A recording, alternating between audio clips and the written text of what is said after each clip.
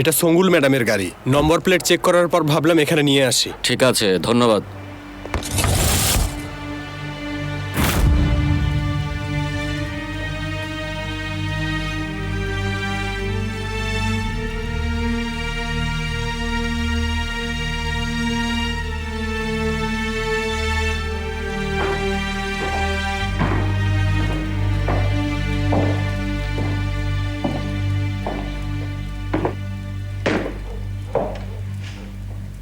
তোমাদের সবাইকে স্বাগতম।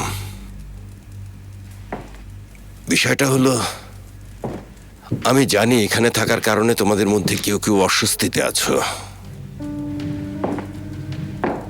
তোমরা সবাই আমার কাছে খুব গুরুত্বপূর্ণ, তাই তোমরা এখানে আছো। এখানে আমরা সবাই খুব বড় হুমকির মধ্যে আছি।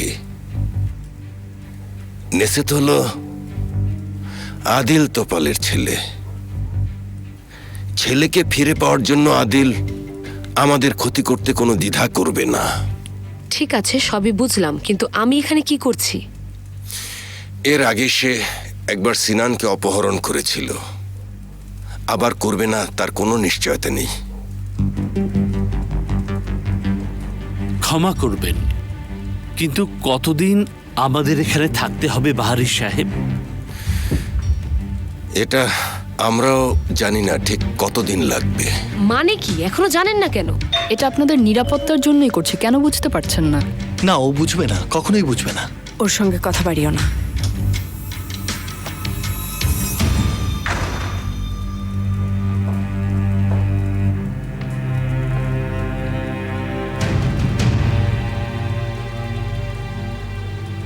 I am really sorry.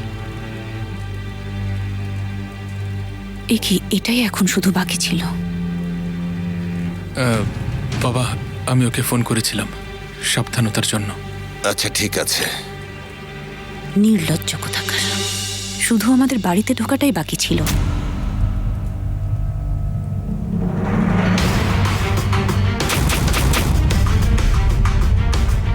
সবাই প্রস্তুত? এখনই বের হয়ে যাও। ওকে বস।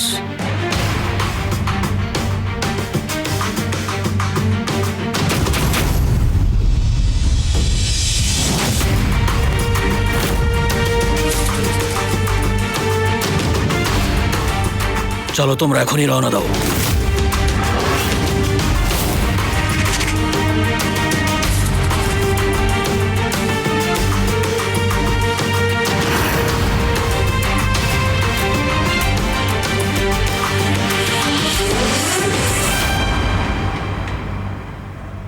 কারো কি কোনো প্রশ্ন আছে?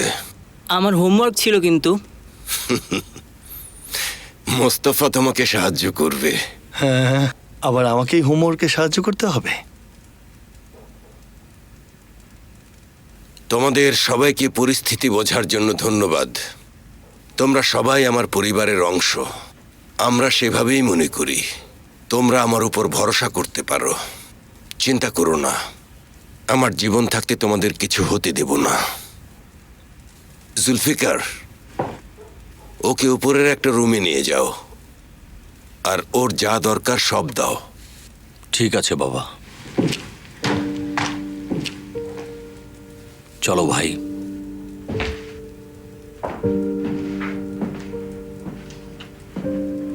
তুমি কি পাগল নাকি?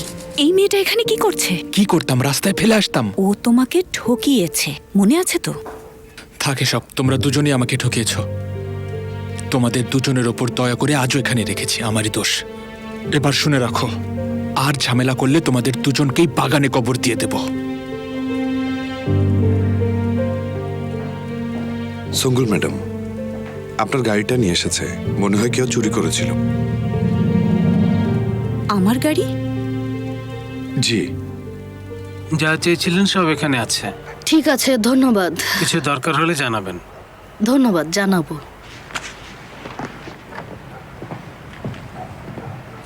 কি হচ্ছে? এই অদ্ভুত লোকটাকে?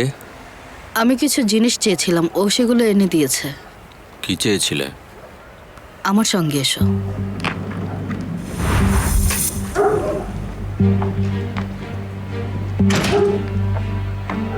শোনো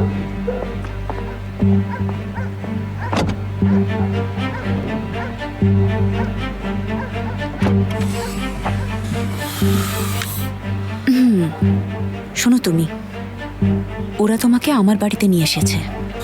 তোমাদের বাড়িতে আমি কি করছি সঙ্গুল? কেউ একজন গাড়িটা চুরি করেছিল, আর আমাদের লোকেরা গাড়িটা এখানে নিয়ে এসেছে। এখানে অনেক লোকজন আছে, আমি বললে ওরা তোমাকে গুলি করবে, তাই চুপ থাকো। সঙ্গুল, আল্লাহ বিচার করবে তোমার। তুমি আমাকে একদম গালি দিও না সেলজুক। বলছিলাম আমার খুব জোরে প্রস্রাবের বেগ পেয়েছে। একদম না, একদম না। আমি একটা ব্যবস্থা করছি, দাঁড়াও, একটু ধৈর্য ধরো।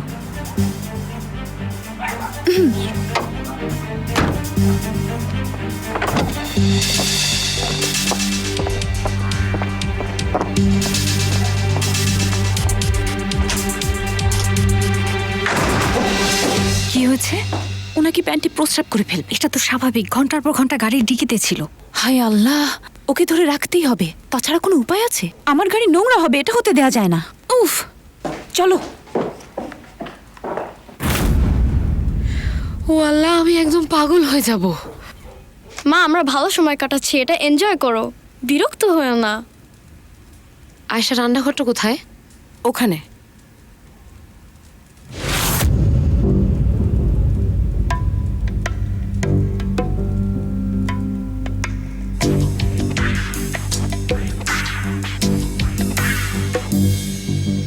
এত মানুষের খাওয়ার ব্যবস্থা কিভাবে করবে?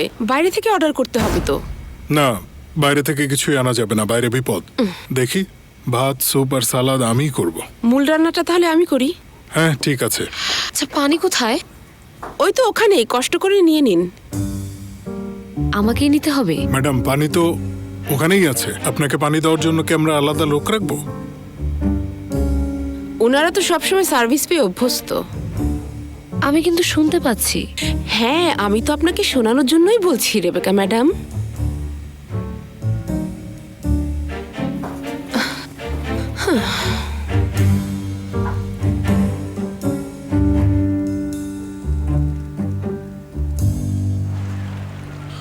আমার একদমই ভেতরে যেতে ইচ্ছে করছে না, জানো। সেফারের জন্য? আমি এখানে ঢুকলেই দেখতাম ও আমার জন্য অপেক্ষা করে আছে।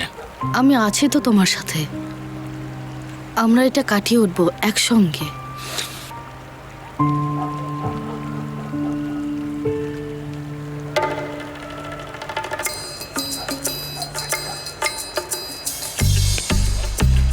ভাইয়া,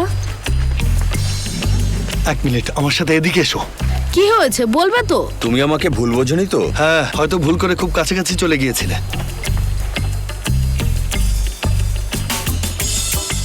এমনি এত ঝামেলা, তার উপরে আবার ঝামেলা এসে পড়ে। আর এখন মনে হচ্ছে অন্য কেউ না, নিজের খালাতো বোনের সাথে প্রেম করছি আমি।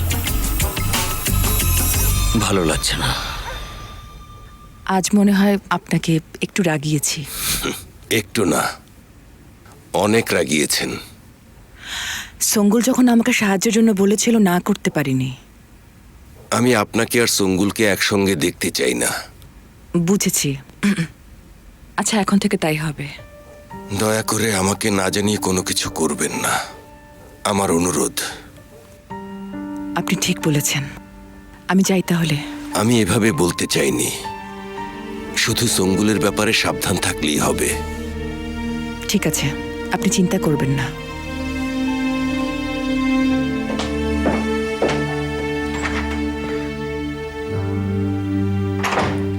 ফেরিয়া, কি হচ্ছে?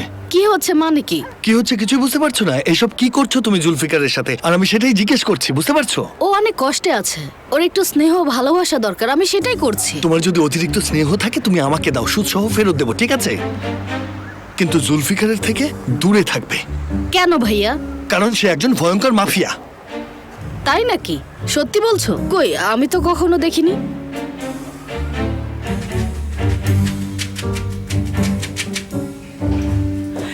ঠিক আছে, তুমি, তোমার কোনো সাহায্য লাগবে? না, আমরা সবকিছু সামলে নেব ম্যাডাম।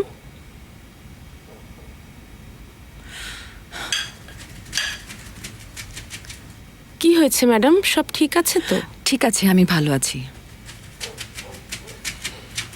তাসকাফা ভাই, আমরা একটু কথা বলতে চাচ্ছি। ও তাহলে তো আমাকে বাইরেই যেতে হয়।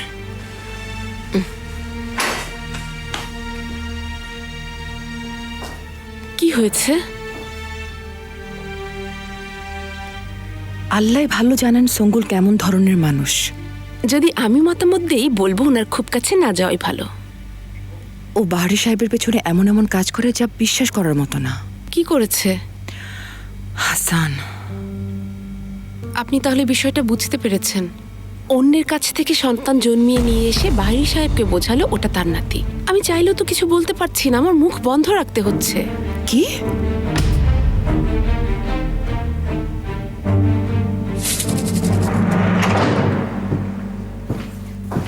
তাসকাফা শোনো।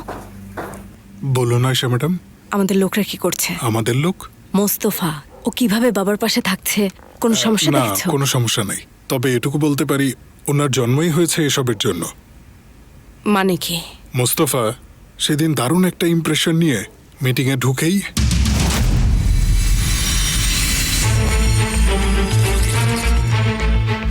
একজন লোকের মাথা ধরে টেবিলে আছাড় মারতে মারতে মাথাটা ফাটিয়ে দিল। মোস্তফা? হ্যাঁ, তারপর সে দুইজনকে গুলি করল। লোকগুলো অনেক বড় ছিল আর শক্তিশালী মাফিয়া ছিল। তারা যদি আগ বাড়িয়ে এসে আমাদের সবাইকে গুলি করতো, আমরা কিছুই করতে পারতাম না। কি বলছো তুমি? হার্ট অ্যাটাক করবো? একদম চিন্তা করবেন না, নিশ্চিন্তে থাকুন। বলতেই হয় আপনি একজন ভালো মানুষ পেয়েছেন, আপনাকে অভিনন্দন। ও এখন কোথায়? কোথায় ও?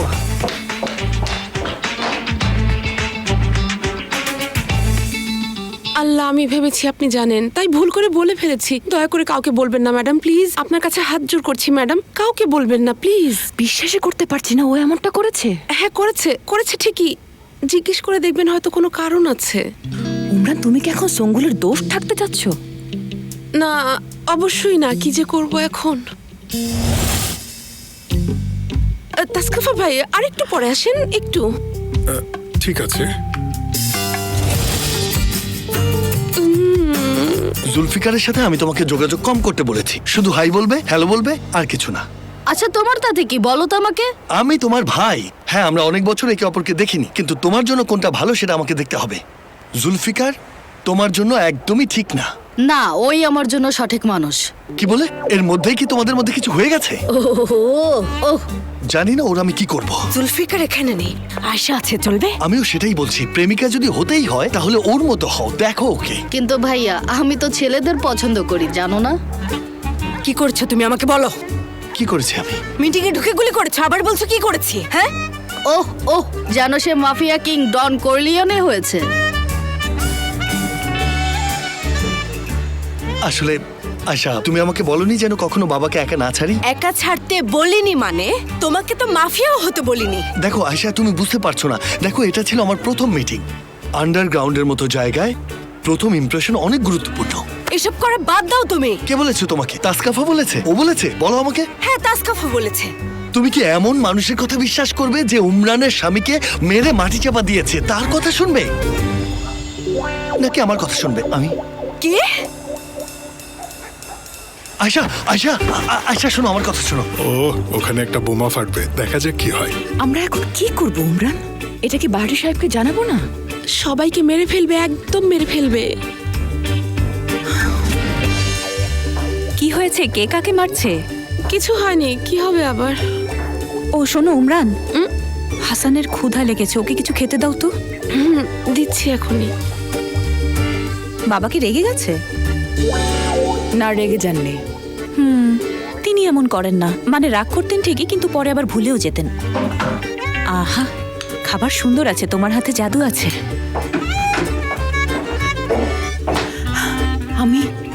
আমার কিন্তু সত্যি ইচ্ছে করছে ওকে মেরে ফেলতে। মেলিসা ম্যাডাম, আপনি খুব ভালো মানুষ, আল্লাহর ওয়াস্তে এমন কাজ করবেন না প্লিজ। একটা মানুষ কিভাবে এত খারাপ হতে পারে? এই মহিলা একটা আস্ত শয়তান মহিলা উমরান।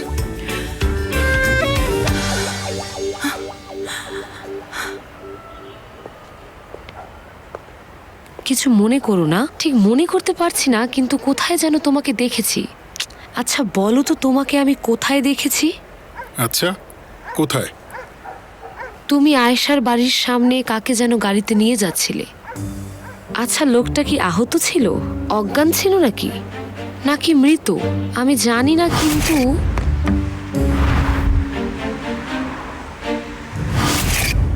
আমাকে অন্য কারোর সাথে গুলিয়ে ফেলেছেন। তোমাকে আর কার সাথে গুলিয়ে ফেলতে পারি তাসকাফা? দুনিয়াতে কত লাখ লাখ টাকমাথা গোফল আর ভুড়িওয়ালা মানুষ আছে। হ্যাঁ, তোমার কি মনে হয় টাক মাথা গোফওয়ালা আর ভুড়িওয়ালা লোকগুলোর মধ্যে কয়জন আয়েশার বাসায় যাচ্ছিল? তাসকাফা, 1 মিনিট এদিকে আসবে? আমি আসবো? না বাবা। আমি বাবাকে ফোন করছি। তাসকাফা এখানে আসো বলছি।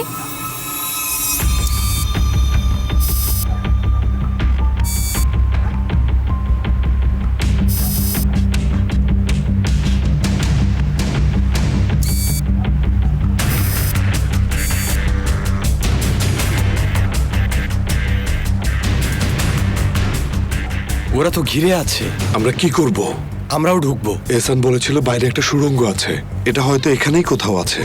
চলো। এখানে এসো, এসো এখানে দাঁড়াও। বলো এখন আমাকে উমরানের হাজবেন্ডের মৃত্যু নিয়ে সবকিছু বলো।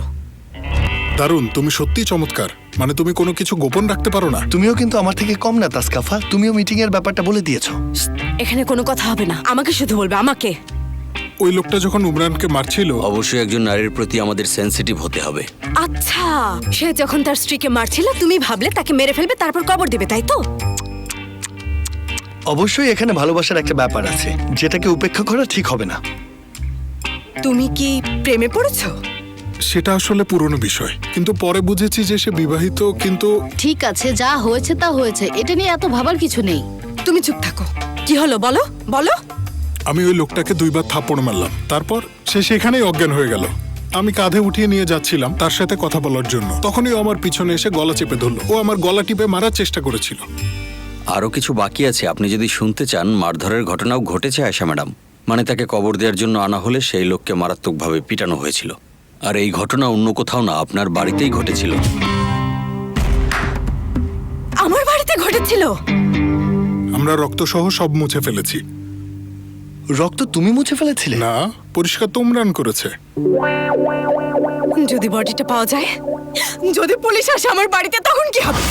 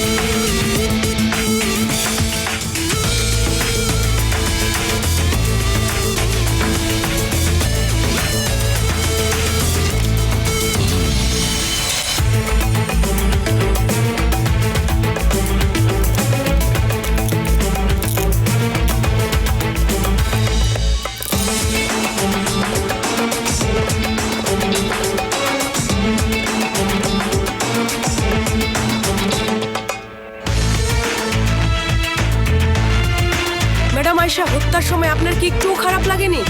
আয়শা ম্যাডাম, আপনার কি একটু কষ্ট হয়নি? আপনি কিভাবে এত শান্ত আছেন ম্যাডাম আয়শা? কিভাবে পারলেন বলুন? আয়শা ম্যাম, আপনি কি সত্যি এটা করেছেন? আমাদের বলুন।